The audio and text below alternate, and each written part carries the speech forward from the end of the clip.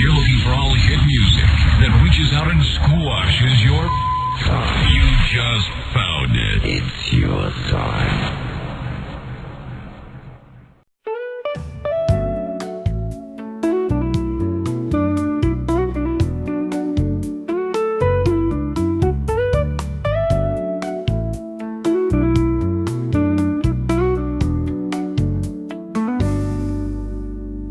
Allí donde las palabras cobran vida,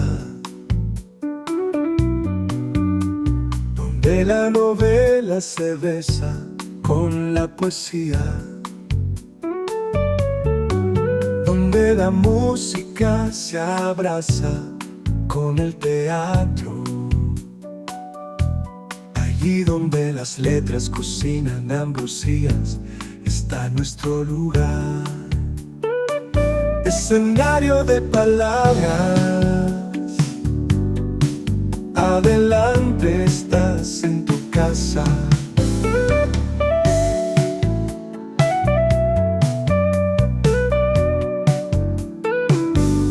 Si quieres volar en las ondas por este universo infinito, si quieres compartir un viaje siempre nuevo y siempre fascinante, escenario de palabras, adelante estás en tu casa.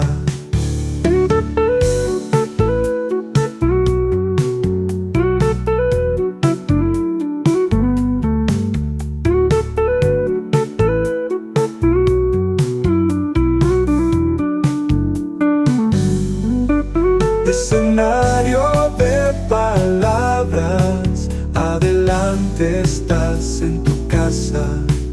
Escenario de palabras, adelante estás en tu casa.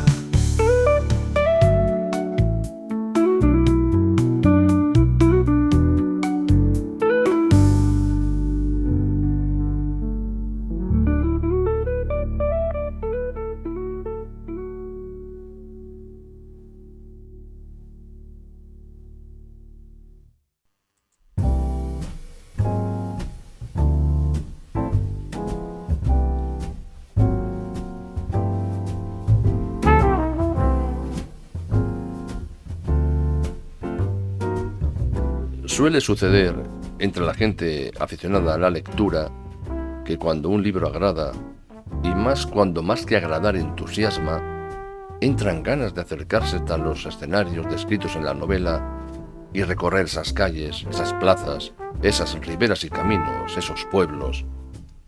Y en ese recorrido vamos recordando lo que en las páginas se cuenta, intentando reconocer rincones, comercios, paisajes, incluso personas. Es como una manera de adentrarnos en esa historia y formar parte de ella, de acompañar a los protagonistas a través de sus aventuras y desventuras, de vivir, de sentir.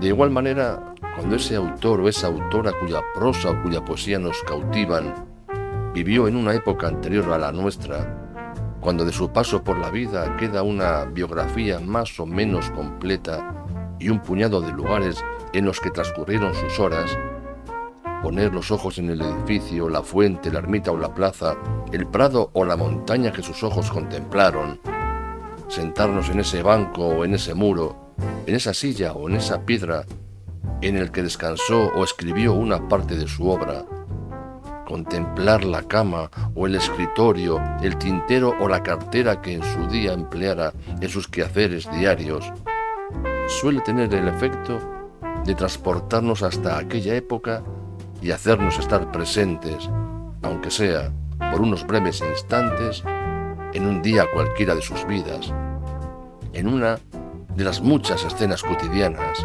escuchar incluso conversaciones que quizá se dieron a partir de unos minutos y de unos mínimos datos. ¿Quién puede poner rejas a la imaginación? De esa manera, nuestro niño interior se estremece, dichoso, al poder volar en esa fantasía construida a raíz de lo poco o mucho que conoce, y ese libro, esa novela, esa leyenda, ese poemario, ese diario o ese cuento cobra un valor extraordinario. Y su autora o su autor vuelven a vivir, a respirar, a comer, a caminar, a reír y llorar, a escribir y soñar, en un mundo nuevo para ellos, el nuestro, porque en esos momentos la historia la escribimos nosotros.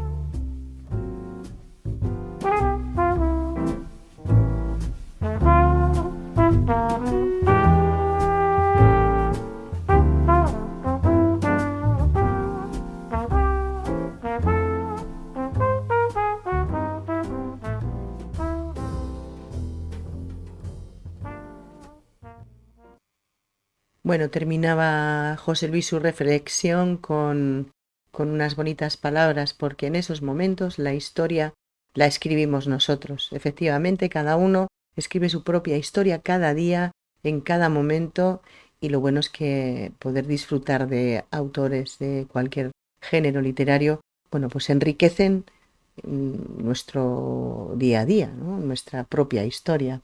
Sí, por eso es un poco esa especie, digamos, de fetichismo, de seguimiento. Yo soy muy dado a eso con la gente que me gusta. Yo he estado en casa de poetas, contigo precisamente, en Segovia, sin ir más lejos, en la casa en la pensión donde vivió Antonio Machado. Y bueno, pues al fin y al cabo son objetos como otros cualquiera de otras casas, pero saber que en esa cama durmió tal o cual personaje, que miró por esa ventana, porque a ti eso de la ventana me acuerdo que te llamó mucho la atención el decir, a través de esta ventana miraron los ojos de Antonio Machado.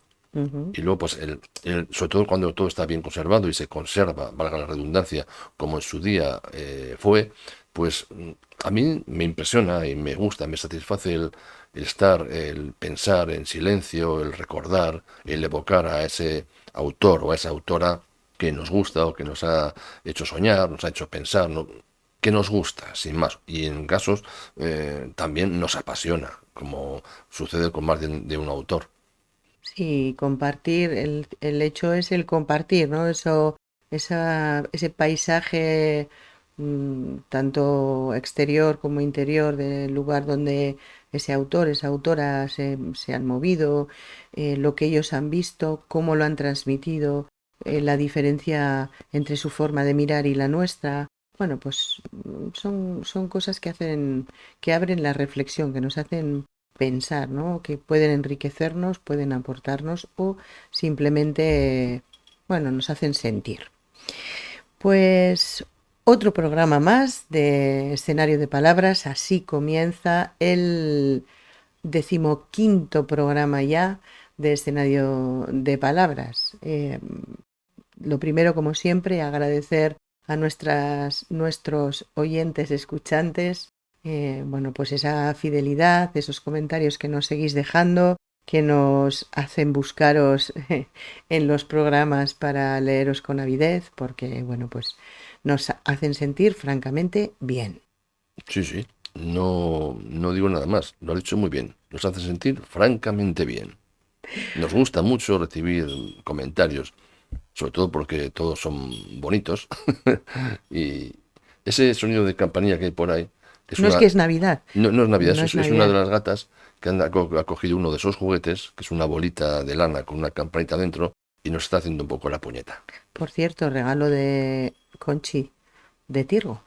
Bueno, pues en estos días que esperemos hayáis disfrutado, algunos de forma más interiorizada, vamos a hacer, reflexiva, otros pues simplemente aprovechando para hacer un alto en el día a día, en la rutina.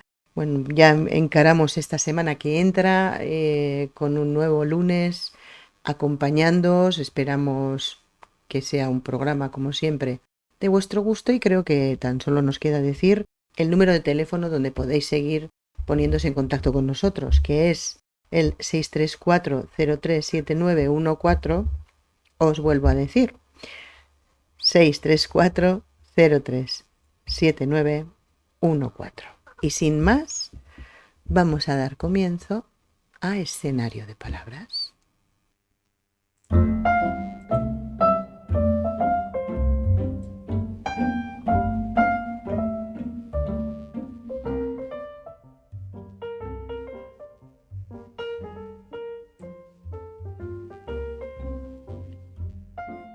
¿Qué haces? Muchas cosas, Muchas cosas. sí, y todas a la vez. Divertirme, viajar, aprender, emocionarme, asustarme, enamorarme, reír, jugar a detectives. Yo solo veo que estás ahí sentada, con un libro en las manos. Pues eso, bienvenido a El arte de las palabras.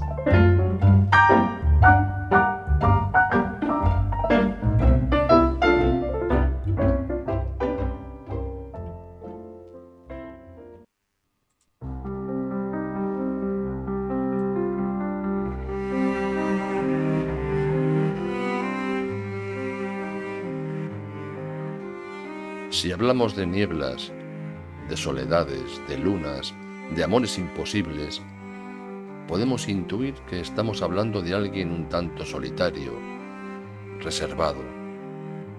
Si a lo anterior añadimos anhelos, quimeras, rincones oscuros, ensoñaciones, seguramente nos hagamos la idea de una persona soñadora. Si por último decimos, por ejemplo, golondrinas, liras, versos, viajes, leyendas, muy posiblemente nos venga a la mente un nombre, incluso un retrato, quizá el título de la obra que inmortalizó a este autor. Sí, estamos hablando de alguien a quien ya hemos citado en varias ocasiones en este programa, Gustavo Adolfo Bécquer.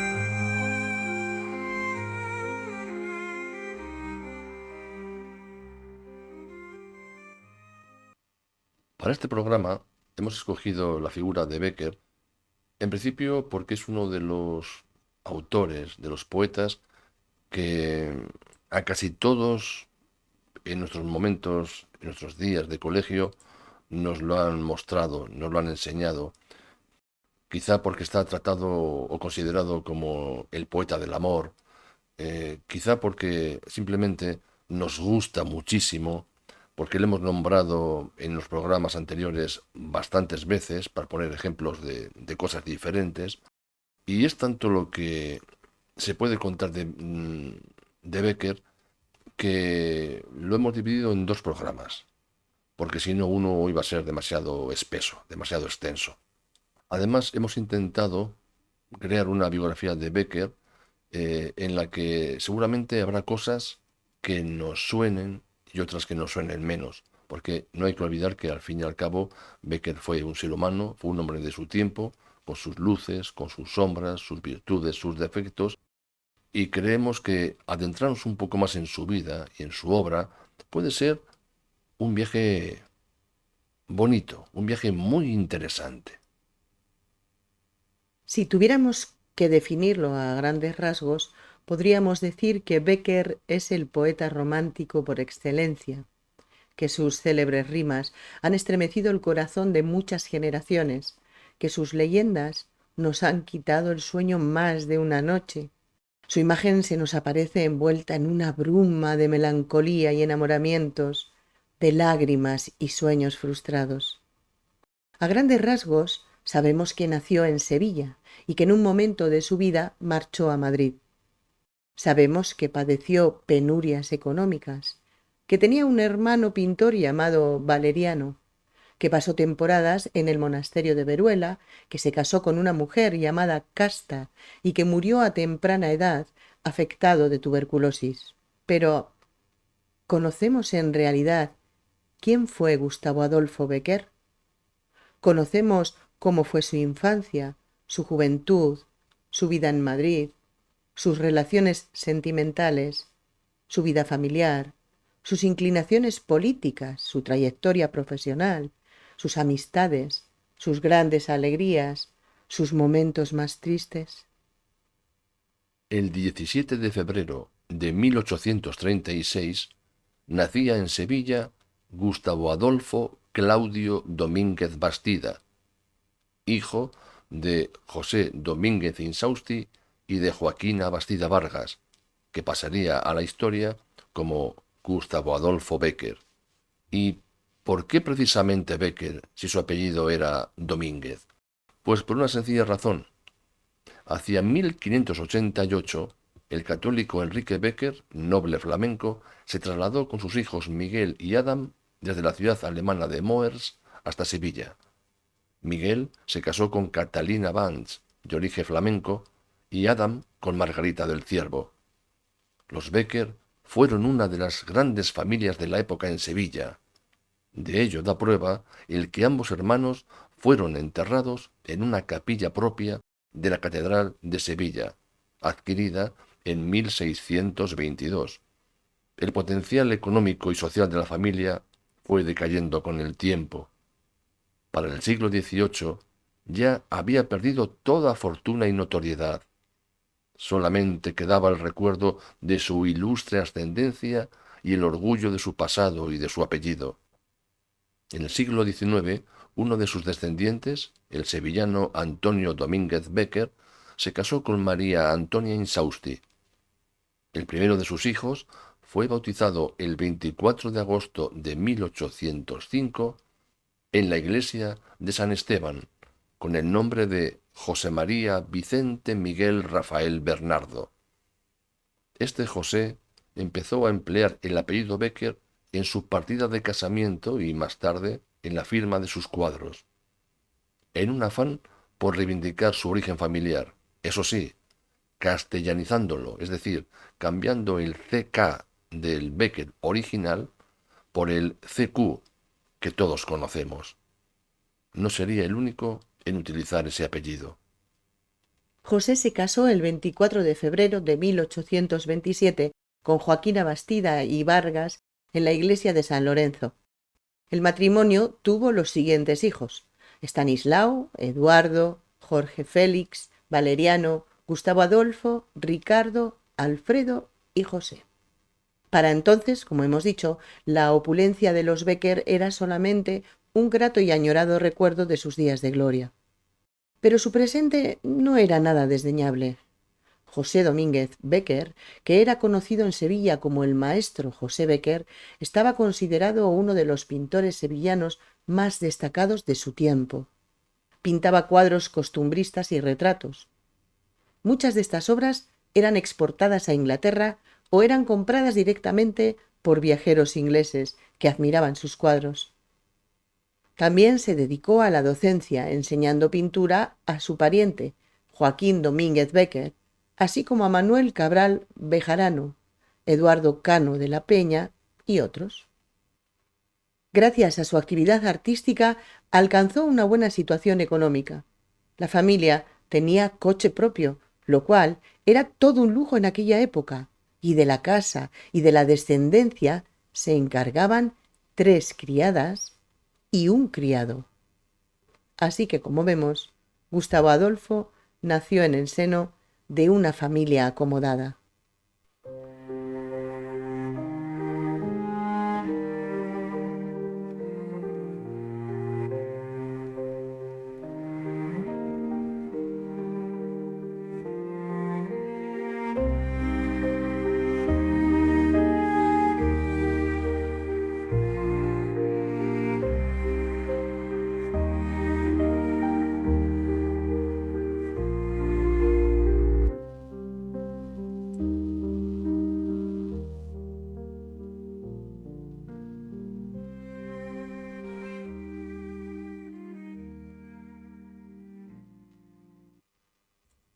Pero la infancia de Gustavo Adolfo se vio truncada con la temprana muerte del padre en 1841 a los 36 años de edad, debido, según consta en la partida de defunción, a una lesión orgánica del corazón, lo que podemos traducir por paro cardíaco. Gustavo estaba a punto de cumplir los 5 años. La súbita desaparición del padre le sumió en un estado de incertidumbre que condicionó su infancia. Aparte del quebranto emocional, la ausencia del padre puso en apuros económicos a la familia. Ese mismo año, Gustavo comenzó sus estudios en el Colegio de San Francisco de Paula, que abandonaría en 1846, con 10 años, para ingresar como interno en el Colegio Naval de San Telmo de Sevilla, en condición de pobre, pero de familia noble. El 27 de febrero de 1847, los hermanos Becker quedaron huérfanos también de madre. La fallecida tenía 37 años. Algunos biógrafos afirman que la causa fue la misma de su marido, pero en la partida de defunción se puede leer claramente la palabra tisis. Para Gustavo, el golpe fue demoledor. Su vida se pobló de sombras, de temores, de incógnitas que marcaron su carácter. Años más tarde se definiría como un ser errante, en una continua búsqueda de un algo que no sabía identificar, que no sabía describir. Nuestro padre murió siendo nosotros muy pequeños, a los 35 años. A poco de morir nuestro padre, murió nuestra madre. Recuerdo que siendo muy chico nos quitaban la luz después de acostados, y Valeriano en las noches de luna abría el balcón y dibujaba aquella claridad difusa. 8 hermanos huérfanos, en una situación económica de pobreza, que tuvieron que ser acogidos por distintos familiares y amigos, con lo que se vieron separados, desterrados de repente de su núcleo familiar. Gustavo continuaba en el colegio de San Telmo. Allí, en San Telmo, era profesor Francisco Rodríguez Zapata, discípulo del poeta Alberto Lista, prestigioso representante de las bellas letras sevillanas y cuya obra, ensayos literarios y críticos, era leída y admirada por el joven Gustavo. Alberto Lista falleció en 1848 y Gustavo Adolfo, con tan solo 12 años de edad y ya fuera del colegio, compuso la Oda a la muerte de don Alberto Lista, en la cual se sigue los preceptos clasicistas que de éste aprendió. Una oda que quedó incompleta y que decía así: Lágrimas de pesar verted, y el rostro en señal de dolor cubrid, doncellas. Las liras destemplad y vuestros cantos lúgubres suenen.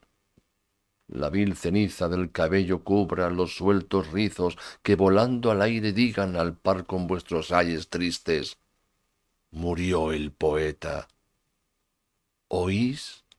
Murió, repiten asustadas con flébil voz las musas, y aterrado también Apolo con dolor repite: murió por siempre. Pero mirad, mirad, ya Melpómene de entre el lloroso grupo se levanta, toma la lira y con acento triste canta. Escuchemos. ¿Quién cortó, dice, la preciosa vida del cisne de la Bética? ¿Qué mano impía de las ondas siempre claras del Betis arrancó su amado hijo? ¿Quién fue el osado? Llorad, musas, llorad, y descompuestas las trenzas del cabello dad al viento. La parca fue quien de su vida el hilo cortó inmutable. ¿Y no temiste? La segura mano al descargar el golpe no temblaba, su respetable ancianidad, sus años no te movieron. Allí, en San Telmo, Gustavo conoció a Narciso Campillo, huérfano de padre también, al que unía la afición por la literatura y con el que entablaría una sólida amistad. Juntos jugaban en las orillas del Guadalquivir, en cuyas aguas Campillo enseñó a nadar a Gustavo. En aquella febril adolescencia empezaron a escribir juntos, y fruto de esa colaboración nació el espantable y disparatado drama Los Conjurados, que llegó a ser representado en el colegio en una festividad. Más tarde comenzaron una novela jocosa titulada El bujarrón en el desierto. Ese mismo año de 1847, pocos meses después de la muerte de la madre, cerró el colegio de San Telmo por real orden de Isabel II. Joaquín Domínguez Becker era por aquel entonces un pintor afamado en Sevilla, y él, en cierto modo, quiso cubrir la figura paterna con dos de sus sobrinos, Gustavo y Valeriano. Gracias a él, estudiaron bellas artes. El camino de los dos hermanos parecía estar destinado a la pintura, para la que ambos demostraban talento. Gustavo quedó bajo la tutela de su madrina de bautismo, Manuela Moneay, que gozaba de una posición económica acomodada. Manuela, mujer de gran cultura, contaba en su casa con una nutrida biblioteca. En ella, Gustavo pudo leer a los clásicos, Horacio y Shakespeare, y a los contemporáneos, José Zorrilla, Víctor Hugo, Lord Byron o Walter Scott. Posiblemente, gracias a esa cercanía a los libros, Gustavo se convirtió en un gran lector. A los 17 años, Gustavo es ya un joven poeta que publica versos en revistas y periódicos locales. Su amistad con Campillo continúa cada vez más firme y al dúo se une Julio Nombela. Los tres jóvenes poetas viven con desbordada ilusión su pasión por las letras y sueñan con ver publicadas sus creaciones en Madrid y alcanzar fama. Algunos de sus contemporáneos, de los que conocieron aquellos años juveniles de Gustavo Adolfo, aseguran que podría haber alcanzado la gloria tanto en las letras como en el dibujo o la música.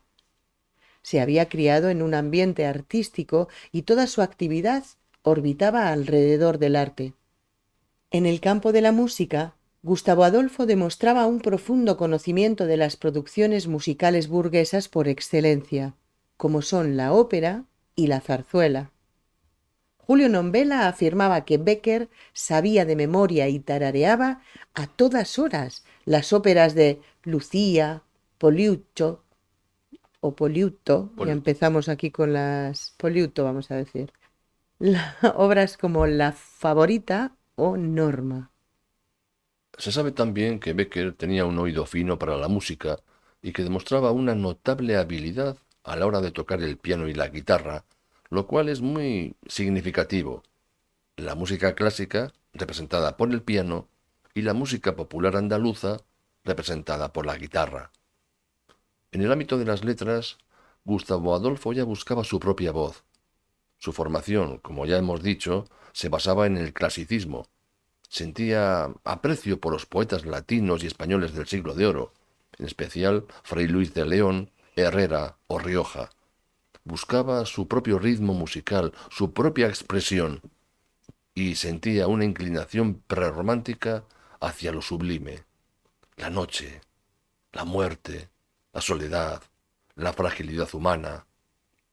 Pese a su juventud, Gustavo Adolfo tenía ya muy fijada su concepción de la literatura, pues ya era consciente de por dónde quería que se encaminara su escritura.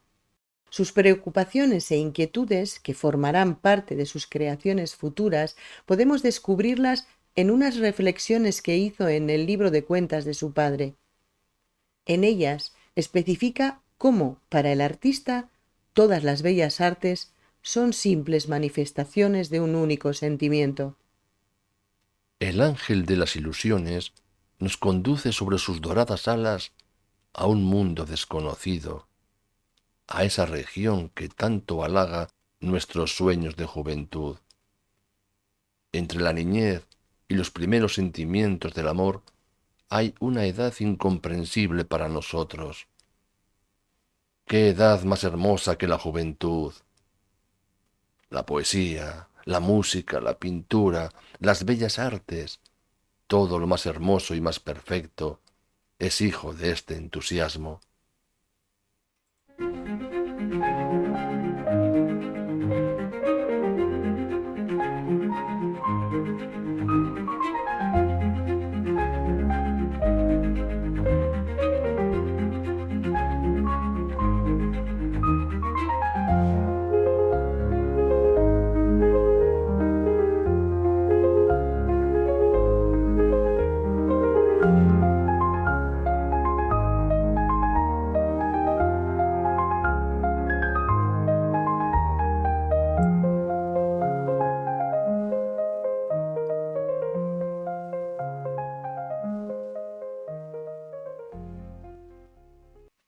Entramos ahora en su aventura madrileña.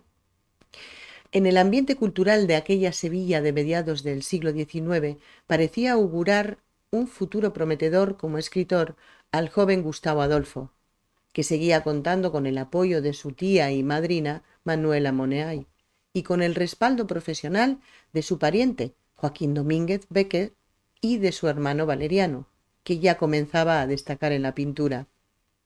Algunos de sus poemas aparecían publicados en revistas como El Regalo de Andalucía, La Aurora o El Porvenir.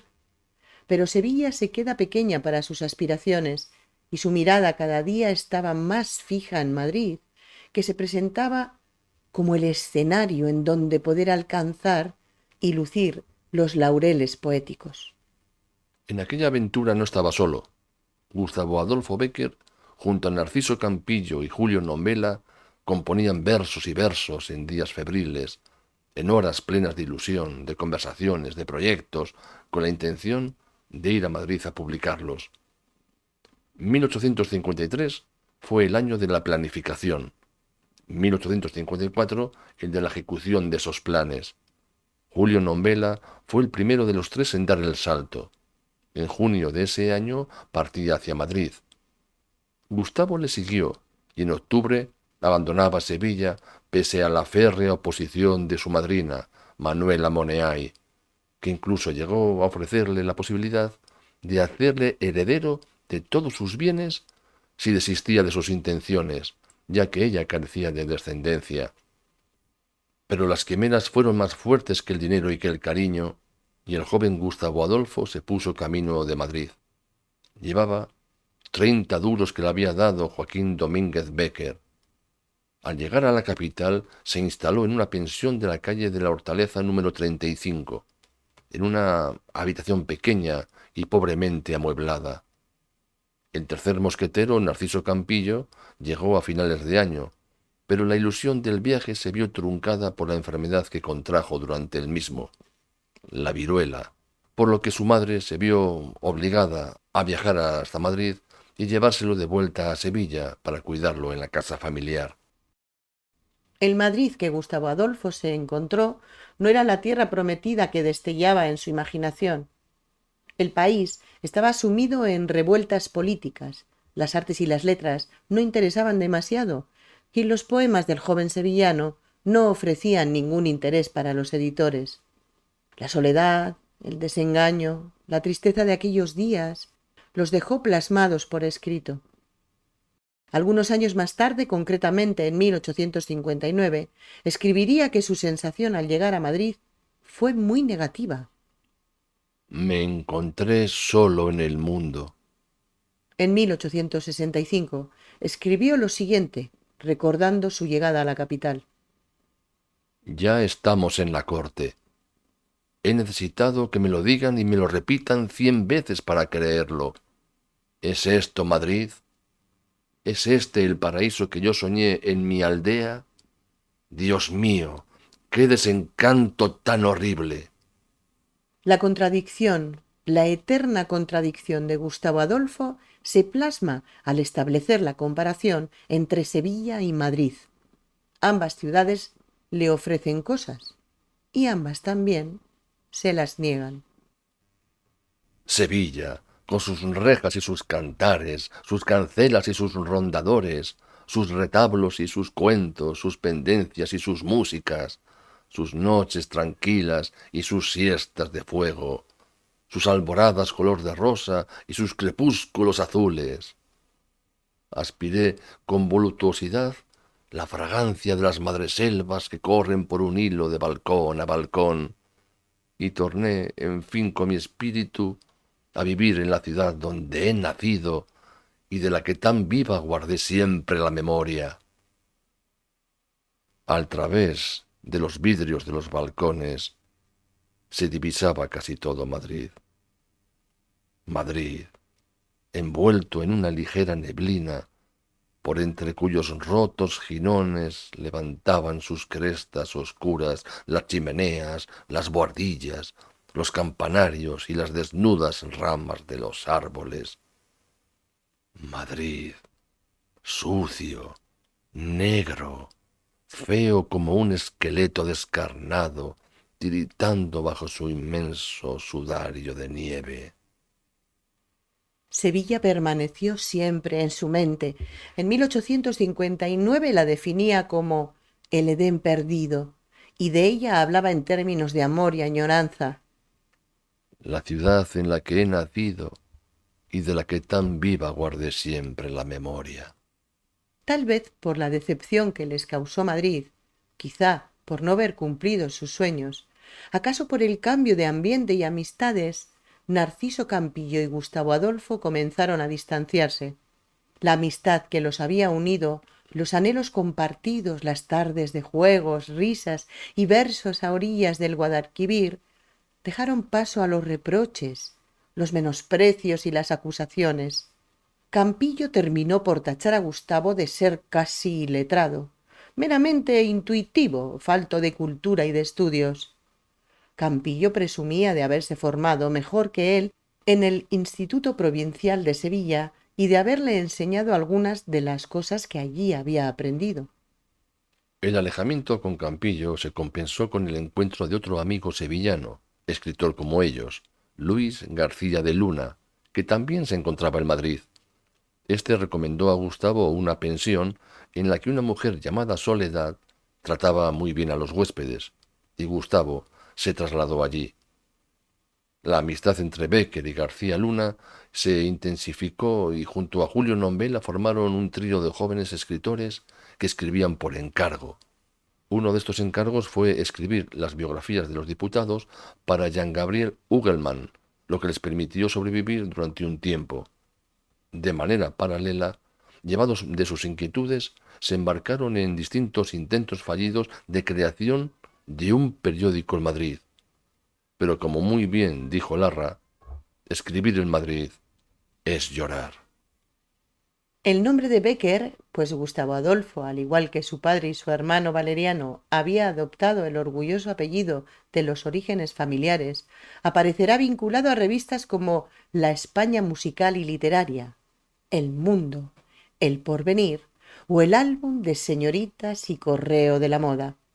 Precisamente, en esta última revista publicaba en 1855 el relato Mi conciencia y yo, del que vamos a conocer un fragmento. Yo estaba en el café con varios jóvenes de mi edad. Se reía, se bromeaba, este cuenta un embuste, aquel otro. Todos sabemos que son mentiras y los escuchamos como si fueran verdades. Me hallaba a punto de divertirme cuando entre el murmullo y las risas de los concurrentes percibí una carcajada. En estas líneas podemos entrever el ambiente literario madrileño en el que Bécquer se movía en aquel periodo de escasas publicaciones. Muchas estrecheces económicas y muchos esfuerzos para hacerse un hueco en el panorama artístico de la capital. El ideal bohemio que había imaginado a orillas del Guadalquivir en sus paseos por las calles de Sevilla no se correspondía con la vida bohemia mísera y triste que vivía en la capital madrileña, que era más losa que pedestal. Cualquier cosa que tuviera que ver con las letras era bien acogida por el joven Bécquer, y así, gracias a una serie de obras teatrales que daba a la luz bajo seudónimo, conseguía ir saliendo adelante. En colaboración con Luis García Luna y bajo el seudónimo de Adolfo García, realizó una adaptación de Nuestra Señora de París, de Víctor Hugo, que titularon Esmeralda, y que no pasó la censura. También con García Luna y el mismo seudónimo escribió La novia y el pantalón. Esta obra fue estrenada el 15 de noviembre de 1856 en el Teatro de Variedades de Madrid. En 1857 escribieron el libreto en verso de La venta encantada, basada en un pasaje de El Quijote. En ese tiempo aparece en su vida el que se convertirá en uno de sus mejores amigos y uno de los que mejor entendió la relevancia de la poesía bequeriana en el conjunto de las letras hispánicas, el cubano Ramón Rodríguez Correa.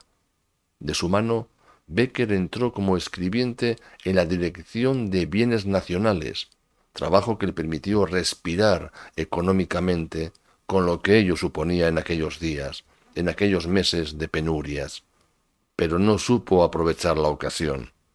En su cabeza bullían ideas menos prosaicas, sus manos no podían contener el impulso de escribir, componer, dibujar, y por ello fue despedido al poco tiempo de ser contratado, pues distraía a sus compañeros con dibujos que hacía de los personajes de Hamlet.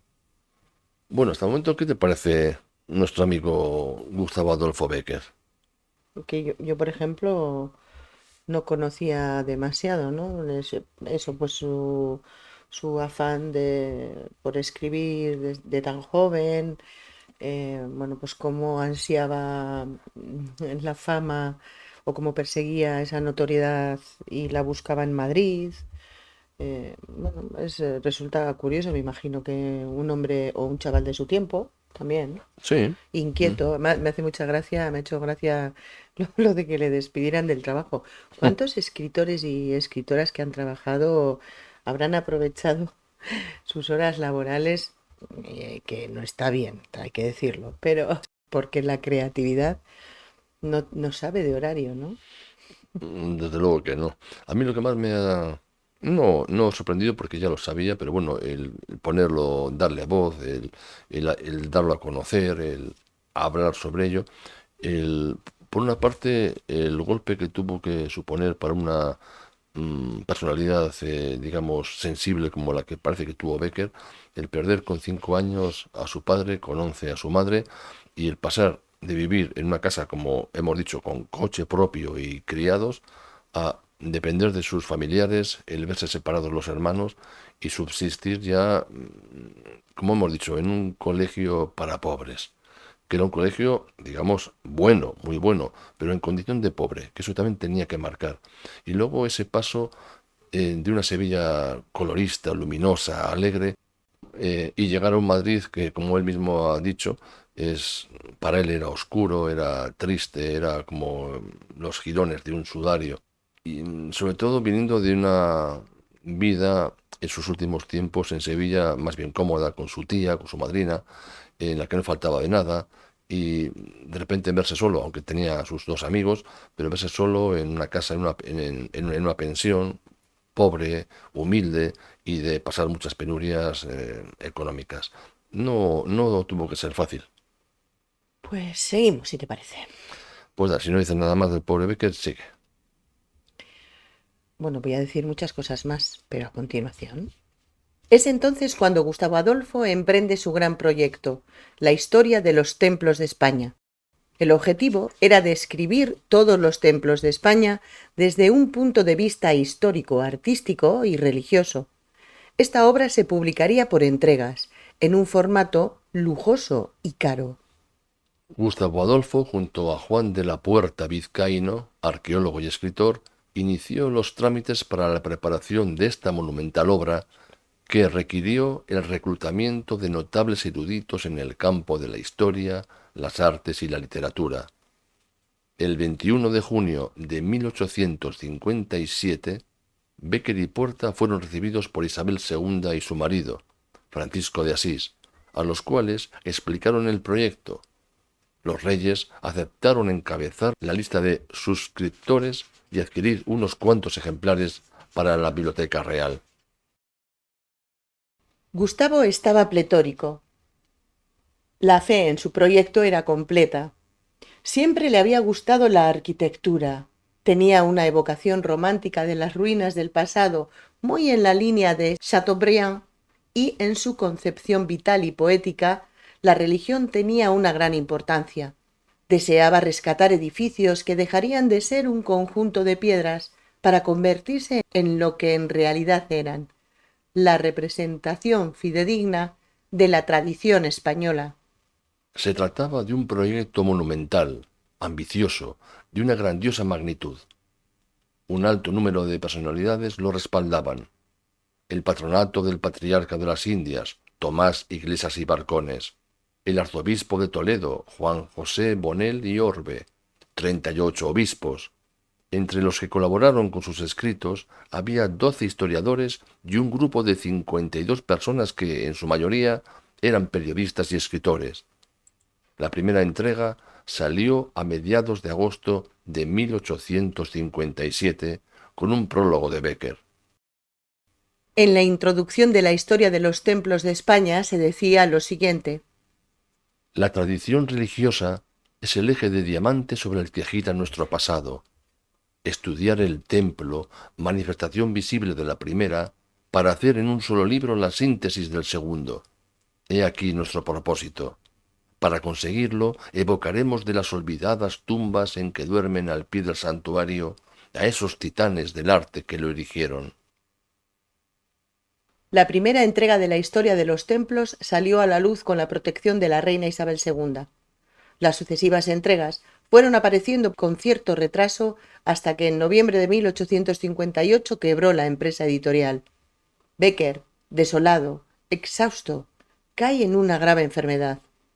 Una enfermedad que le provocó grandes gastos médicos, por lo que su amigo Rodríguez Correa buscó textos de Bécquer para publicarlos y conseguirle algún dinero.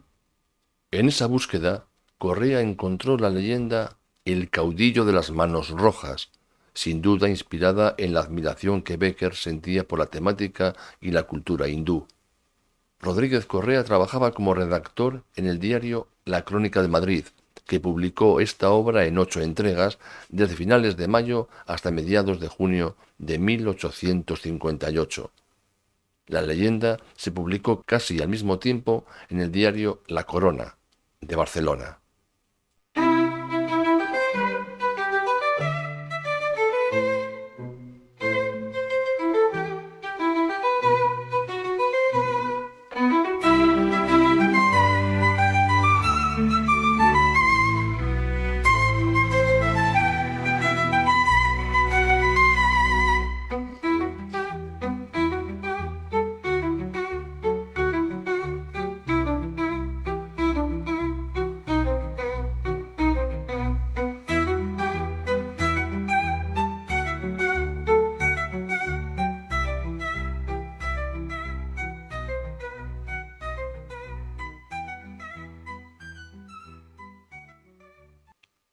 Recuperado de su enfermedad, que unos afirman que se trató de tuberculosis y otros de sífilis, los años 1859-1860 reflejan un Bécquer joven e ilusionado que se encuentra en un punto álgido de su creación, tanto en prosa como en verso. Siente que por fin ha encontrado el camino poético. Gracias a un amigo, frecuenta los salones del músico Joaquín Espín y Guillén, que era director de los coros del Teatro Real y gozaba de gran prestigio en palacio, y era padre de la mujer que tanta influencia tendría en Gustavo Adolfo en aquellos años, Julia Espín, que llegaría a ser una cantante de ópera de cierto renombre. Según la biografía de Bécquer, elaborada por el Instituto Cervantes, Gustavo Adolfo y Julia se habían conocido con anterioridad, cuando el poeta paseaba por Madrid y descubrió a la joven asomada al balcón de su casa. Este encuentro inspiró la rima 16. Si al mecer las azules campanillas de tu balcón crees que suspirando pasa el viento murmurador, sabe que, oculto entre las verdes hojas, suspiro yo. Si al resonar confuso a tus espaldas vago rumor, crees que por tu nombre te ha llamado lejana voz, sabe que, entre las sombras que te cercan, te llamo yo. Si se turba medroso en la alta noche tu corazón al sentir en tus labios un aliento abrasador, sabe que, aunque invisible, al lado tuyo, respiro yo. Pese a su humilde posición social y económica, Gustavo, preso ya de su musa, acude siempre que puede a las veladas organizadas por el padre de Julia. Todo en esta época parece confluir: la música, la mujer, la poesía, el amor. La rima 20 nos deja ver los sentimientos de Gustavo Adolfo por Julia. Sabe Si alguna vez tus labios rojos quema invisible atmósfera abrasada, que el alma que hablar puede con los ojos, también puede besar con la mirada. Becker le regaló 2 álbumes con poemas, autógrafos y una amplia colección de sus dibujos, que la cantante conservó durante toda su vida, pese a que jamás hubo entre ellos una relación estrecha y a que el fin de esta relación fue bastante doloroso. Julia Spin fue la mujer de la que Gustavo Adolfo Becker se enamoró perdidamente y por la que comenzó a escribir sus rimas. Las escritas entre 1859 y 1861 están dedicadas a ella. Las primeras para halagarla y seducirla, las últimas para manifestar el dolor y la amargura por el desprecio sufrido. Julia Spin apartó de su vida a Gustavo Adolfo con palabras hirientes, llegó a catalogarlo de sucio. Al parecer, no estaba a su altura en ninguno de los sentidos. Años más tarde, se casaría con quien llegaría a ser ministro de Hacienda. Envuelto en esa vorágine de sentimientos, Gustavo Adolfo se va afianzando en su voz poética, en su narrativa, y al tiempo que frecuenta los salones y corteja a Julia Spin, no olvida el mundo de la farándula. Sigue componiendo piezas teatrales como Tal para cual y La Cruz del Valle, en colaboración con Luis García Luna. También colabora en varias revistas, bien con leyendas, bien con poesía. Sus inclinaciones políticas, marcadamente conservadoras, le valieron las críticas y acusaciones de Juan de la Rosa González, a quien respondió en una carta publicada en La Iberia el 11 de noviembre de 1860. Años productivos que, sin embargo, no le reportaban los mínimos beneficios económicos para llevar una vida libre de penurias. En 1860, cuando contaba 24 años, y una vez más, por mediación de su amigo Rodríguez Correa, entró a formar parte de la plantilla como redactor de El Contemporáneo, diario de carácter conservador dirigido por José Luis Albareda y puesto en marcha por el político Luis González Bravo. Este periódico, partidario del Partido Moderado, criticaba al Partido Unión Liberal. Becker realizó de forma habitual crónicas parlamentarias. También escribió de forma anónima 3 textos para este periódico, con el nombre de Cartas semipolíticas, donde criticaba a la Unión Liberal y a su líder, Leopoldo O'Donnell. Este empleo le proporcionará 2 grandes satisfacciones: una situación financiera más holgada y el vehículo idóneo para la difusión de sus escritos. Ya en el primer número apareció incluida la primera de las cartas literarias a una mujer y continuará la serie con 3 cartas más hasta 1861. Estos son los años clave en la obra del poeta, pues publica textos en los que expone cuáles son sus ideas acerca de la poesía y la excepcional labor del poeta. Hay una poesía magnífica y sonora, una poesía hija de la meditación y el arte, que se engalana con todas las pompas de la lengua, que se mueve con una cadenciosa majestad, habla a la imaginación, completa sus cuadros y la conduce a su antojo por un sendero desconocido, seduciéndola con su armonía y su hermosura. Hay otra natural, breve, seca, que brota del alma como una chispa eléctrica, que hiere el sentimiento con una palabra y huye, y desnuda de artificio, desembarazada dentro de una forma libre, despierta, con una que las toca, las 1000 ideas que duermen en el océano sin fondo de la fantasía. La primera tiene un valor dado, es la poesía de todo el mundo. La segunda carece de medida absoluta, adquiere las proporciones de la imaginación que impresiona. Puede llamarse la poesía de los poetas. En la vida de Becker existen mujeres reconocidas, con las que mantuvo relaciones importantes. como la ya referida de Julia Espín, y también leyendas sobre una monja en Toledo, sobre una mexicana, sobre una joven de Valladolid y sobre otras con las que supuestamente tuvo relaciones amorosas. El doctor Francisco Esteban era un médico especializado en enfermedades venéreas y conoció a Becker como paciente.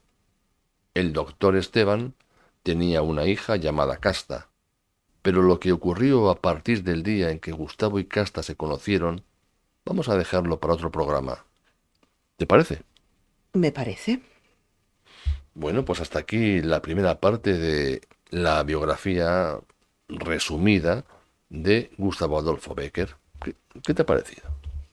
Bueno, Un- la verdad es que es una visión quizás menos conocida, o por lo menos para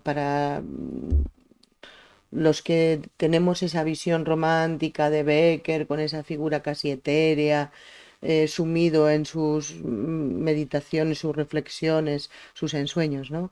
Es ver la parte humana de Becker que a mí me parece muy interesante, la verdad.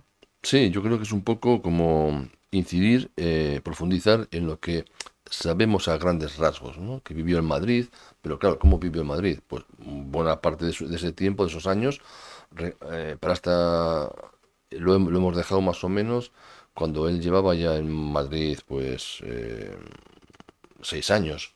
Y ha pasado sobre todo penurias, ha pasado malos momentos, también ha conocido momentos mejores que los ha malogrado por dedicarse a dibujar dibujos de rostros de los personajes de Hamlet, pero sobre todo a ese joven que conoce la parte buena, la parte mala, vemos su inclinación política, vemos sus amoríos. Sí, fíjate que no le veía, ya sé bueno, pues que es una tontería, pero en el fondo no le veía yo a Becker una inclinación política tan acusada como se descubre, ¿no? Ni siquiera sabía que había sido periodista, eh, además de poeta. Quiero decir que siempre lo encuadraba en esa faceta de poeta como si fuera el máximo hacer de un hombre que encima murió tan joven, quiero decir. Sí, además yo creo que eso, yo por lo que he leído de él, bueno, en su día descubrí un libro de Becker, ya te he hablado de él alguna vez. Creo que el título era Becker de par en par, de un tal, si no me equivoco, Heliodoro Carpintero. Y en él ya se abría un poco más esa puerta hacia el Becker interior, y digamos, esa mentalidad conservadora le venía de familia, porque como antes hemos comentado, cuando llega a Madrid en el 54, había estado todo el verano en auge la revolución, la Vicalvarada. Y ya antes de ir a Madrid, él y su hermano Valeriano hicieron crónicas y dibujos burlándose de esa revolución, que no iba a triunfar, que lo liberal no podía triunfar en España. O sea, que ya iba marcado por ese camino. Bueno, es que en el fondo era un ser humano, es que Ujú. como todos los demás, tendría sus más o menos inclinaciones políticas y de todo tipo, ¿no? Y ya vemos que es un hombre, en cuestión de mujeres, parece que es ese, sí, parece que es un poco ese que todos conocíamos de ensoñaciones, de enamoramientos, pero que se dice aquí que mientras estaba escribiendo rimas a Julia Spin, pues conoció a esta casta, y que también se le dice que tuvo esas relaciones con una monja, con una chica mexicana, con una joven de Valladolid, y que contrajo la sífilis, que nadie puede atestiguarlo al 100%, pero ya muchos biógrafos que basados en documentos de la época que dan casi por hecho que Becker pues padeció de esa enfermedad. Es más, este hombre, este médico, el doctor Esteban, estaba especializado en enfermedades venéreas. Ujú. Era un hombre de su época, y digamos que la higiene sexual, como otro tipo de higiene de la época, no era la de hoy en día. Y aún así hoy en día pasan cosas. Sí, pero bueno, es cierto que quizás porque ha trascendido su obra tanto en poesía como en prosa, las leyendas, yo es cierto que no, quizás me he dejado seducir y cegar por esa parte, no me he preguntado nunca tampoco qué había más allá, ¿no? ¿Quién era realmente Becker? Me bastaba con leer sus poemas, sus rimas y saber y leer o conocer sus leyendas. Entonces sí que me ha resultado curiosa esta biografía, descubrir a un hombre no tan etéreo, no tan quizás A un hombre terrenal.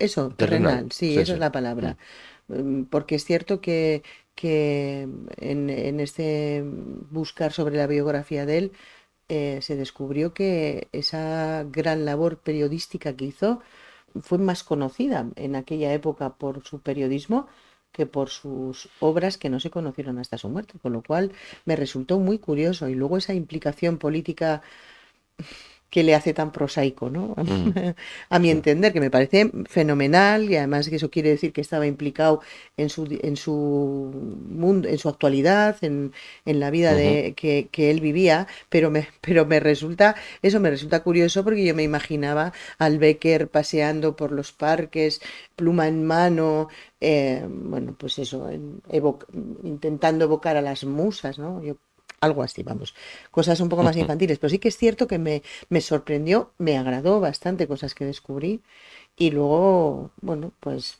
lo de siempre, ¿no?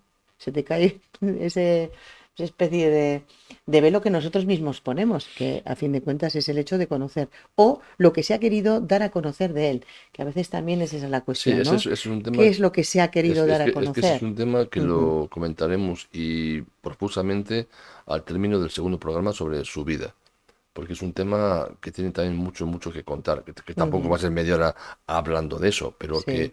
esa leyenda del Becker que tú has descrito, etéreo, siempre navegando en las ensoñaciones, en las luces, en las sombras, escribiendo poesía, ajeno a la vida real, fue una creación de sus amigos que fueron los que dieron a conocer sus obras. Bueno, sus obras se conocía su poesía porque aparecía publicada en revistas, como sus leyendas, como sus cartas literarias y tal, pero no fueron, digamos, aplaudidas. Él vivía de su periodismo, de sus artículos, de sus colaboraciones, de su teatro, de sus adaptaciones de obras, y sus rimas y leyendas fueron algo que cobró fama a posteriori. Y por lo que diremos en el próximo programa, vamos a hacer un pequeño adelanto, lo que hoy se llama spoiler. Los amigos eliminaron de su biografía todo aquello que podría ser perjudicial y crearon esa imagen romántica por excelencia de un Becker siempre sumido en cosas, digamos, celestiales, y no en cosas terrenales. Pero bueno, eso ya lo dejamos para el próximo programa.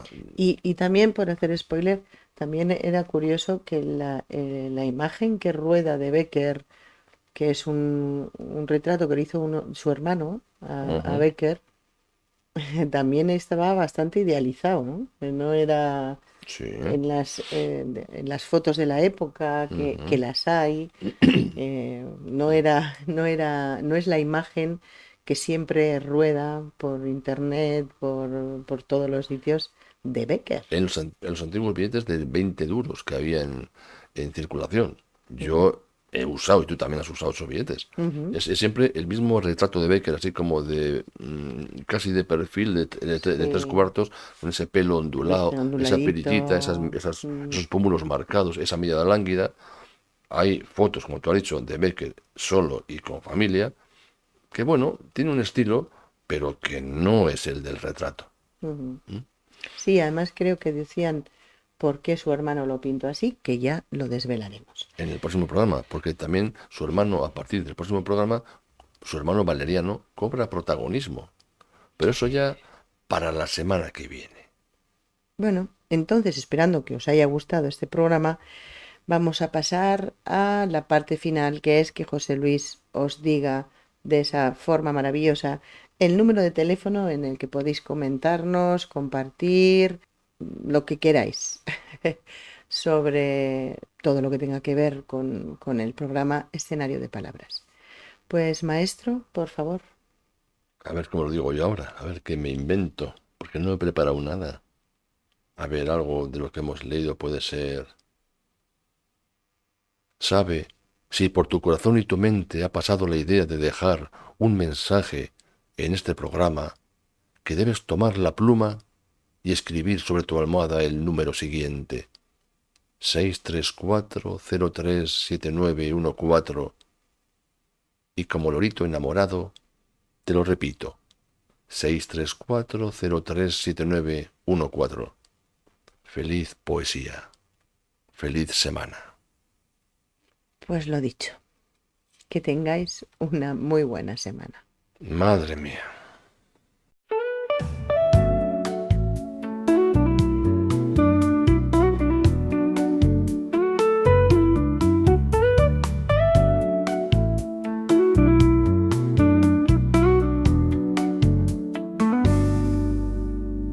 Allí donde las palabras cobran vida, donde la novela se besa con la poesía, donde la música se abraza con el teatro, allí donde las letras cocinan ambrosías, está nuestro lugar. Escenario de palabras, adelante estás en tu casa.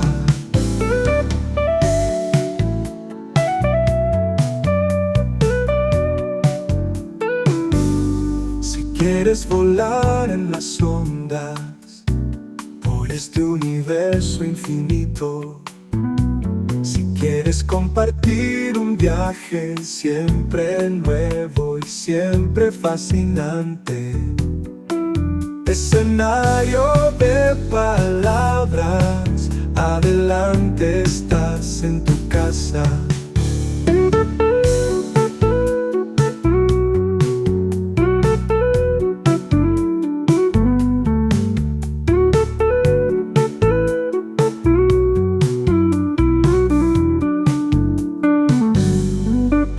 Escenario de palabras, adelante estás en tu casa. Escenario de palabras, adelante estás en tu casa.